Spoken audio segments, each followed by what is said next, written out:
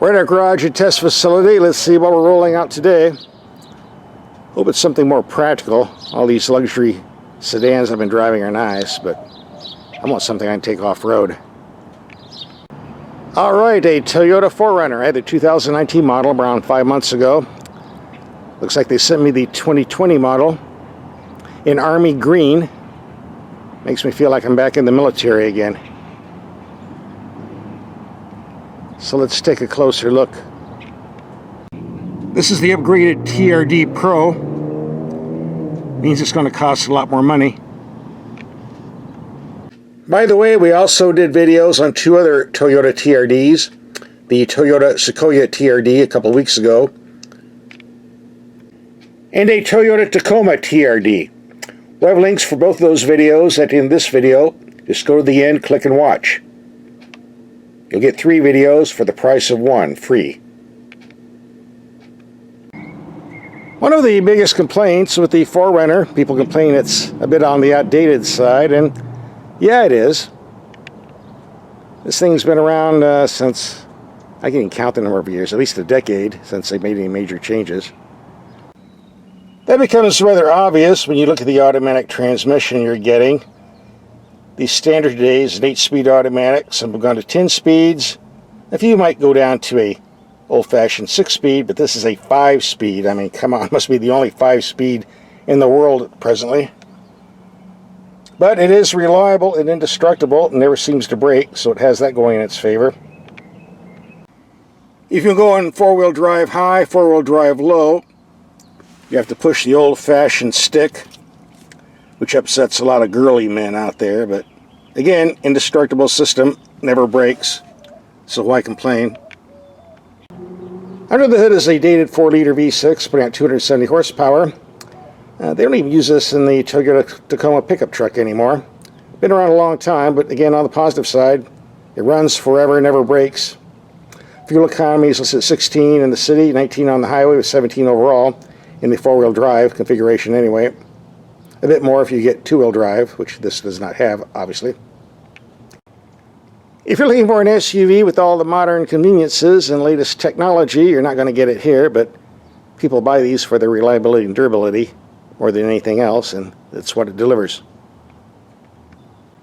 If you want a true off-road SUV, there's very little competition anymore, aside from Jeep and Range Rover, and if you go overseas where people do real hardcore driving off-road, like the Middle East and Australia, without fail, they almost always drive Toyotas. Don't see too many Range Rovers and Jeeps out there. Just saying, if you want reliability and durability, this is the one to get, even if it is outdated. All this is okay with me because if you've seen my videos, you know I'm not a high-tech person. You know that when you see my flip phone. Hey, it works. Don't laugh. $19.99 at Walmart. But the big news, Toyota did give us 2 high-tech updates for 2020. Well, sort of. According to the press release, they gave us a totally new multimedia system with Android, Apple, and Amazon Alexa, whatever that is. I don't use that stuff. But if you do, it's now here. And we do get a new gauge cluster. I think it's new. They say it is. I don't remember what the 2019 looked like. At least we got a compass with this one. And last but not least, if you order the TRD package, you get a push-button start instead of twisting a key. And those are the only 3 updates you get for 2020. The base price of a 2-wheel drive 4Runner runs around $36,000. You want the 4x4 TRD, $49,765. And believe it or not, there are options on top of that, but let's look at what you're getting for the TRD package first. Larger wheels and tires with the TRD logo, so everybody will know you're a big spender. Very nice and expensive Fox shocks. Some heavy-duty skid plates under there somewhere. A high-performance TRD exhaust.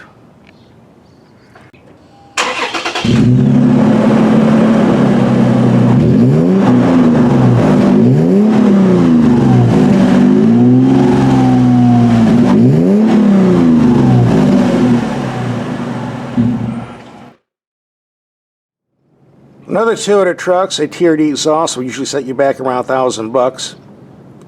On the 4Runner TRD package, it's standard. That's the good news. The bad news, because it's standard and not optional, you can't delete it. And that's bad for me because personally, I think this exhaust sounds like crapola. Might sound good on the camera, trust me, in person it doesn't. And whether you're driving in a parking lot, the street, or the freeway, well, actually the freeway is worse, the droning noises that come up from the floorboard from this exhaust is just annoying. It just drones in your ear over and over, on and on. I don't like this. But that's me. Hey, maybe you'll like the droning noise that comes out, but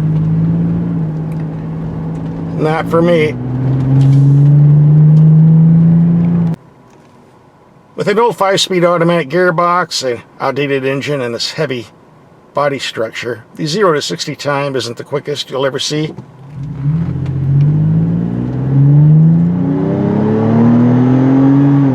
But this isn't a race car.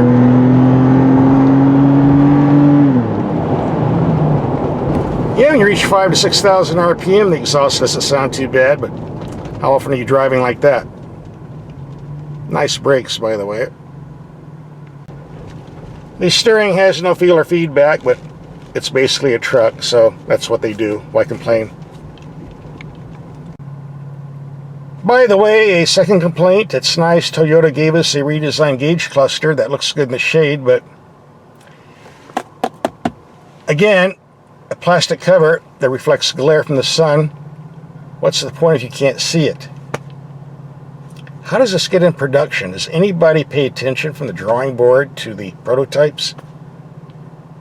I don't get it. Well, I do get it. This is what you get. Not a deal killer, but like the exhaust sound, it's kind of annoying. As we do in all of my videos, we're going to take some mild speed bumps around 20 miles per hour to evaluate the suspension performance and impact. Let's see if these expensive Fox shocks work. Bump number 1. Yeah, the vehicle jumped around much, but I didn't feel anything. Number 2.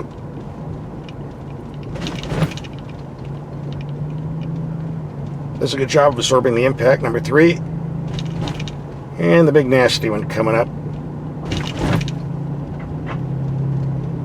Overall, it passed. Here's a speed bump I never use. It's a real vicious, nasty one, but come on, heavy-duty suspension. Let's give it a go. We'll do 20 miles per hour. Wow, that was pretty comfortable. These shocks are pretty nice. And keep in mind, I've got giant-sized tires, which should run the ride, so it means the shocks are working even better. I think we'll have a lot of fun with the suspension on rough pavement and on dirt trails, which we'll be doing tomorrow. Getting back to the cost, like most Toyota and Lexus products, they always add extras to get into your wallet, like this sliding cargo deck for your next tailgate party. $350. If you want these steps, or running boards as they're called, that's an extra $345. I don't like these things, but if you're short, you need it to step into the vehicle, so it's a trade-off. $149 for a cargo divider, whatever that is or wherever it is. Can't show it to you. $79 for a door edge guard. Don't know where that is either. $179 for a cargo cover. I guess that goes in this loop here. Looks like somebody swiped it. And a whopping $79 for blackout emblem overlays. I guess that means painting the bumper with $5 worth of spray paint. And there's your total. Read it and weep. And Toyota doesn't really discount much, so you might end up having to pay that to the penny. But the Jeep people are sending me a Rubicon diesel in a couple months, and the price tag on that one is $62,000, so maybe we're getting off cheap here. In fact, I don't think I've ever had a Rubicon that was less than 50 grand. By the way, Toyota does not charge extra for this air scoop, which is totally pointless. It's a fake. Makes you feel ridiculous when people are looking. All it does is generate wind noise on the freeway. It really needs to go away. We're going to take this out tomorrow, do some freeway driving, get fuel economy figures, and do some off-roading. But before that, we'll take these headlights out in the dark and see how they perform. Seems dark enough to me. Let's check out these headlights, see what they do. Here we have the low beams on the building 100 feet away. Not the brightest I've ever seen, but good height, good spread. Go to high beam. That's a little better. Here we have the brights on the building 300 feet away, with an idiot security guard shining his light at me because he doesn't sleep at night. Good wide spread. Go low beam. Very wide spread, but barely reaches out. Overall, more than adequate. We're going to reset the fuel economy meter to 0, take a quick highway trip, see what type of fuel economy we're getting off this. If you're looking for a vehicle to take long highway trips, this is not the best choice. The wind noise is high, the steering is vague, the suspension bounces around on rough pavement. Passing power is rather weak. Fuel economy is not the best, even if you do get the claimed EPA mileage. This is designed for off-pavement and city driving, not freeway. And with the TRD package, it's even less so because you have those giant tires bouncing around and that droning TRD exhaust, which is getting to be very annoying for me anyway. We're coming to the end of the line. We'll pull over and see what the fuel economy reading is. If we get better than 16 mpg, I'll be surprised, but you never know. 18.3 mpg, not bad considering I have my foot down on the accelerator pedal more than I should have. Overall, a pretty good figure. We're going to stop by the ranch house, pick up some supplies, and go out and do some four-wheeling and patrolling, as we do in all my videos. See how this thing operates in the dirt. One thing I like about the 4Runner, its narrow width allows you to squeeze into tight spaces you can't with bigger rigs. Definitely an advantage. The tires on this vehicle provide such great traction, I don't even have to put it in four-wheel drive yet. Still doing two-wheel drive.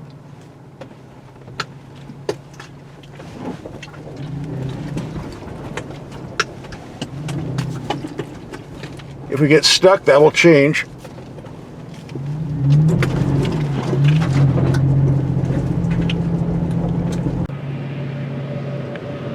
You're one scraggly looking cow, buddy.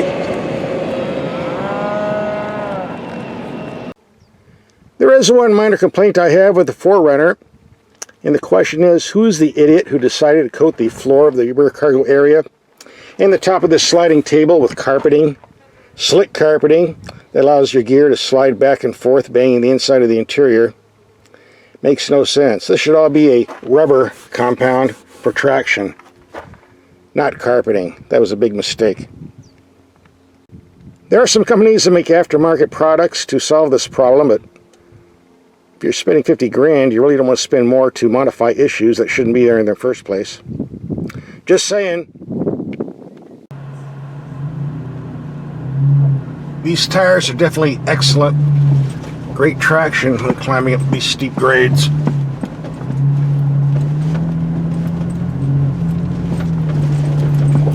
Which is about the only time I had to put it in four-wheel drive. The performance of these shocks is nothing short of fantastic. They absorb impacts like a sponge. Ooh, another SUV's. I'd be tearing the vehicle apart by now. Yeah, these shocks are not cheap, but they're worth every penny.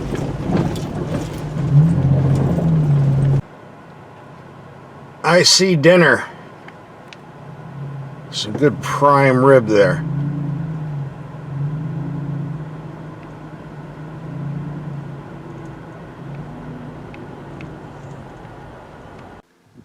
On a scale of 1 to 10, I'd give the off-roading ability of this 4Runner TRD a 10.